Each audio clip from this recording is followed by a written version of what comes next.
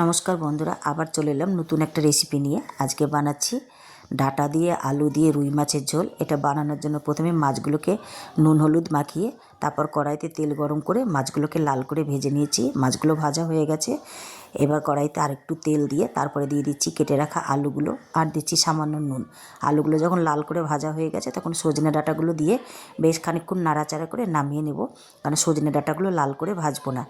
তারপরে দিয়ে দিলাম কড়াইতে আর একটু তেল, আর দিলাম গোটা জিরে, আর দিলাম বেটে রাখা পেঁয়াজ আদার পেস্ট, আর দিলাম জিরের গুঁড়ো, হলুদ গুঁড়ো, লঙ্কার গুঁড়ো, পরিমাণ মতো নুন, আর একটা টমেটো কুচি দিয়ে মশলাটাকে বেশ খানিকক্ষণ ভালো করে কষে নিলাম।